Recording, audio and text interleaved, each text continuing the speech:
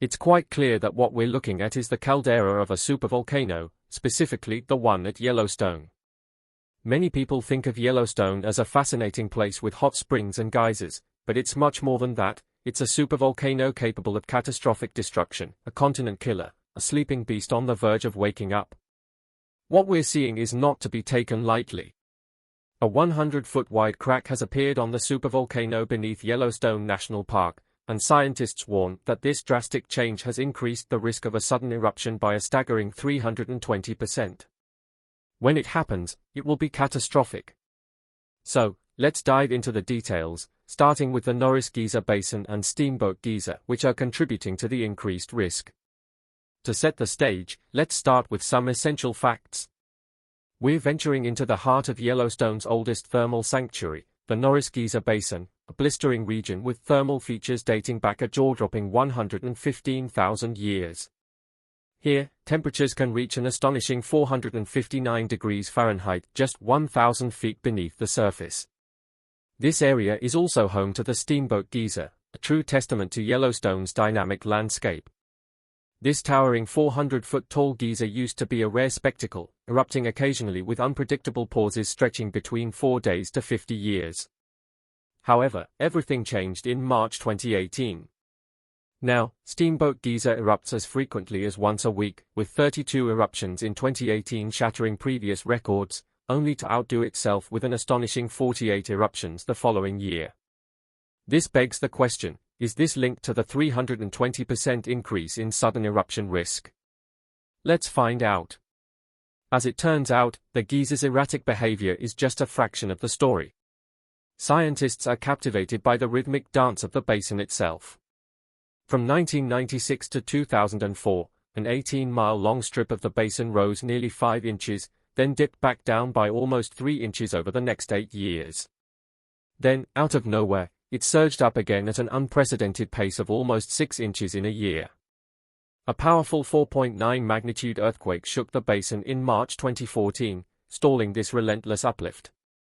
Since then, the ground has oscillated between sinking and rising until 2019 when it finally began to descend. Yet today, the basin stands about 5 inches taller than it did in 2000. Could there be another factor contributing to the 320% increase in eruption risk? The hint lies in the supervolcano itself. A supervolcano means super destruction.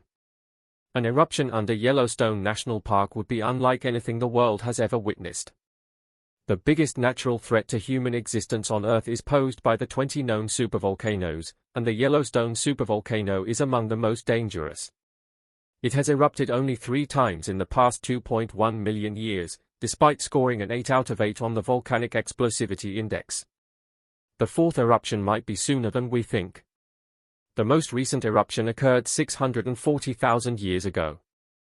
When it happens again, it will release toxic gases that could destroy crops and disrupt electricity supplies across the Midwest. The United States would experience insanely cold temperatures as a poisonous cloud would block the sun for years, leading to what scientists predict would be the greatest catastrophe since the dawn of civilization. The European Science Foundation underscores the severity of this threat, highlighting that cracks have started to appear. In 2018, Grand Teton National Park in Wyoming had to close down because of a massive crack due to potential safety issues. Hidden Falls and Inspiration Point were closed, and park rangers carried out a risk assessment process. A source at the U.S. Geological Survey claims that the rock face crack is a typical rockfall-related risk. However, given its proximity to the Yellowstone supervolcano, this development is alarming. The Yellowstone supervolcano, which last erupted hundreds of thousands of years ago, ejected 240 cubic miles of rock, ash, and volcanic dust into the sky, leaving a 34 by 50-mile depression in the ground. We're talking about a 100-foot-wide crack that poses a supervolcano threat. Supervolcanoes are an ultra-catastrophe that could wipe out humanity, akin to the dangers posed by asteroids, nuclear warfare, or biological warfare.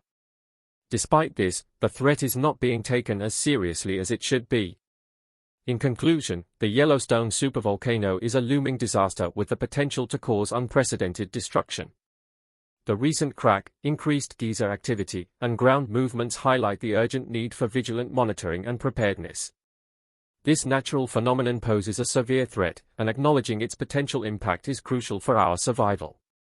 A plane crash that kills 10% of the world's population highlights the stark contrast between aviation safety and volcanic preparedness.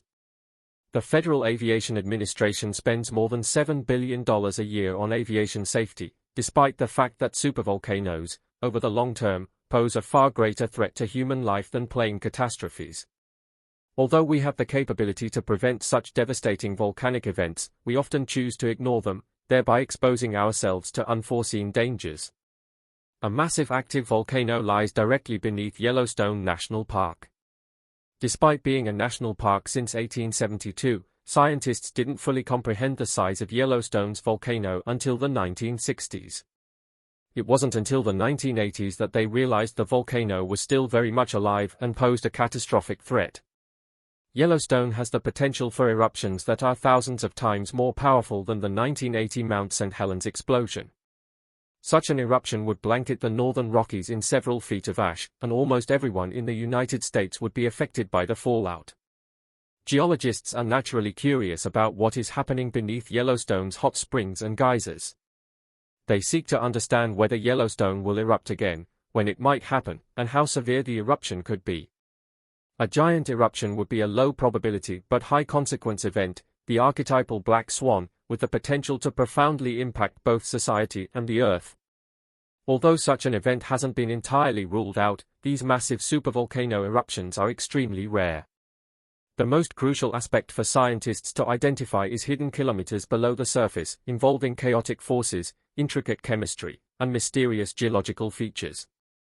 Recently, a research team revealed the hidden architecture of Yellowstone. They simulated how lava rises from the Earth's center and forms two sizable chambers of partially melted rock beneath the park's surface. These two magma chambers are stacked one on top of the other, with a layer of non-melted rock between them. The lava emerging from the Earth's mantle flows freely and contains little gas. When it cools and hardens upon striking the relatively cold crust, it creates a layer whose top is roughly 6 miles below the surface. The upper magma chamber, located above this layer, is filled with explosively volatile materials.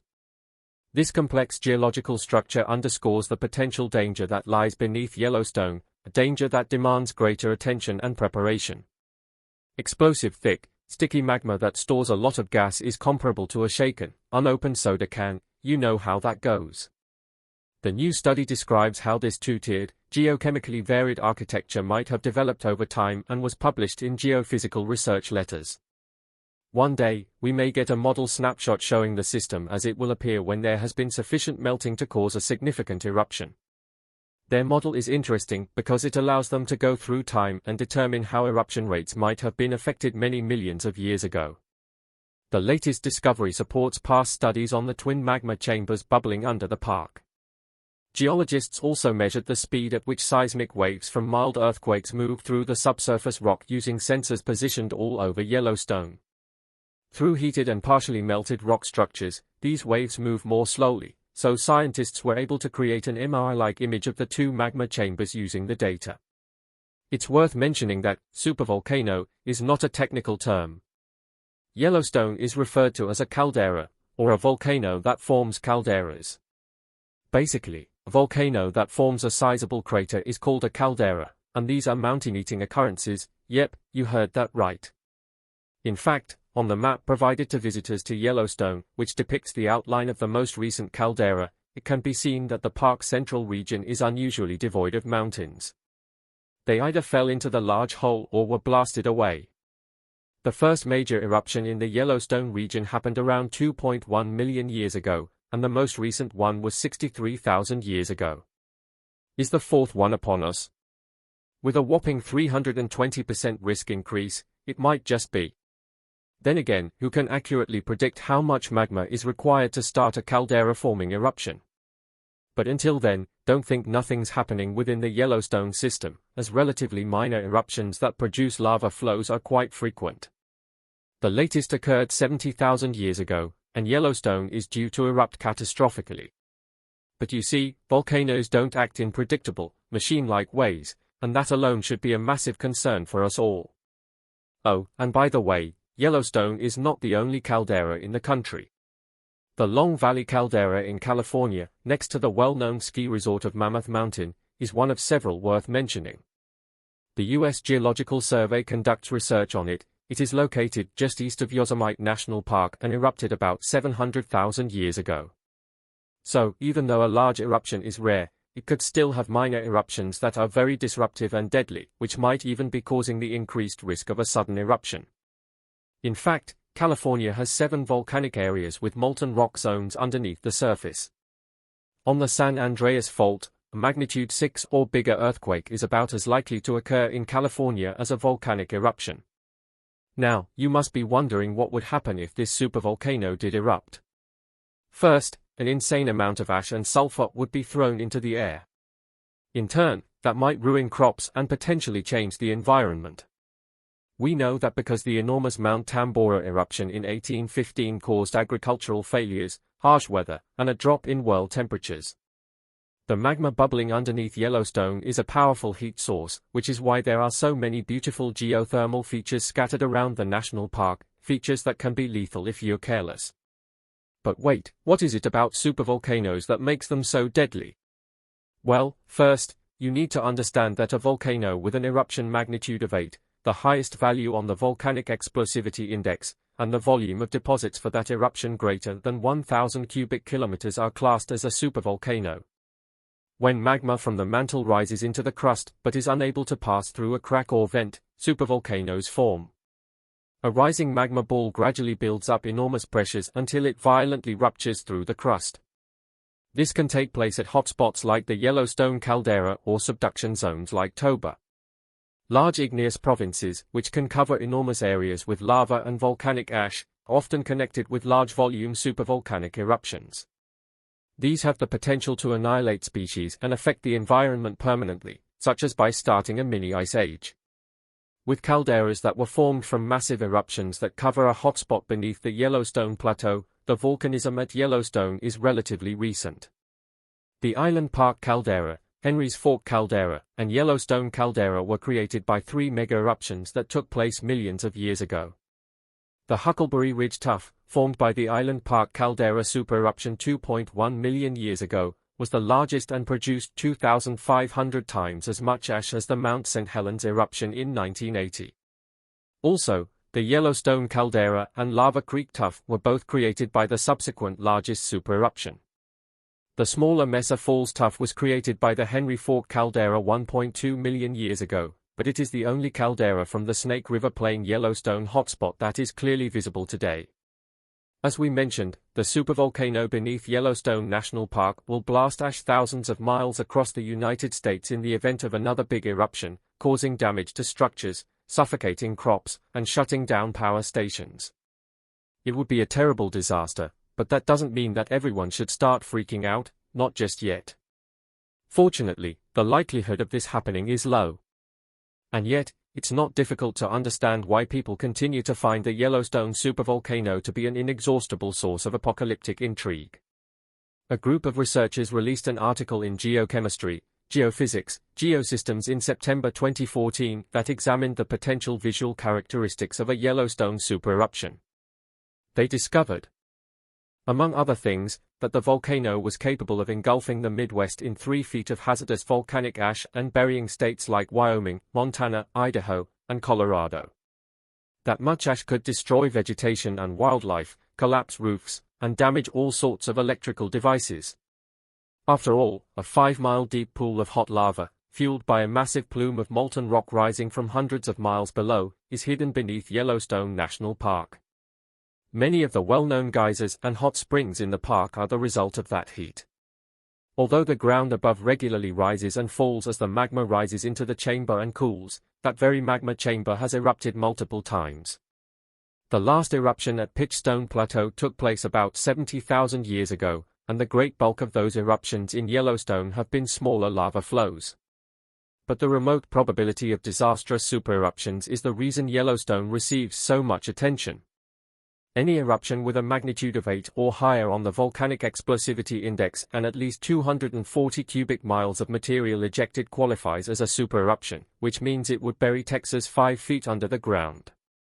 Even the largest eruptions we are accustomed to are thousands of times less powerful than these supereruptions. Geologists have discovered evidence of at least 47 supereruptions throughout Earth's history. So yes, Yellowstone is not the only supervolcano in the world. In fact, the most recent took place about 26,000 years ago at Lake Taupo in New Zealand. More importantly, tectonic plate movement led to the enormous Toba eruption that occurred 74,000 years ago. According to experts, that gave rise to a severe 6 to 10 year global cold and possibly wiped out the population of that time. Although it's not an unbreakable rule, the Earth has typically experienced one supereruption every 100,000 years. So if it were to happen now, could you tell? You bet. The effects of a much larger supereruption would be way more obvious. The entire park would definitely experience strong earthquake activity at first. Before an eruption, it might take those earthquakes weeks or months to fracture the rocks above the magma. What if we had a supereruption that was 1,000 times more powerful than a typical volcanic eruption, spewed miles of ash and debris, and lasted weeks or months? Doomsday, that's what. Within the park, the lava flows themselves would be restricted within a circumference of about 40 kilometers. In reality, only about 1/3 of the material would enter the atmosphere. Volcanic ash, a mixture of shattered rock and glass that was thrown kilometers into the air and dispersed throughout the nation, would cause the majority of damage. In their latest study, scientists concluded that an eruption would produce an umbrella cloud that would spread evenly in all directions. By examining both past ash deposits and cutting-edge modeling, it is predicted that the northern Rockies would be covered in 3 feet of ash by a supereruption, which would obliterate major portions of Wyoming, Idaho, Colorado, Montana, and Utah. Meanwhile, both coastlines and the Midwest would experience several inches of ash, with the exact severity depending on the season and weather. Let's be real, any of these possibilities would be awful news. That much volcanic ash has the potential to destroy buildings and harm people, plants, and animals. Even a few inches of ash, which much of the country is capable of receiving, can ruin farms, jam roads, lead to severe respiratory issues, obstruct sewer lines, and even damage electrical transformers. Oh, and most of North America would have to stop using airplanes. What to expect if Yellowstone begins to tremble tomorrow is the big question. Scientists don't necessarily know what to anticipate, but they do have a general concept, and the majority of them predict catastrophe.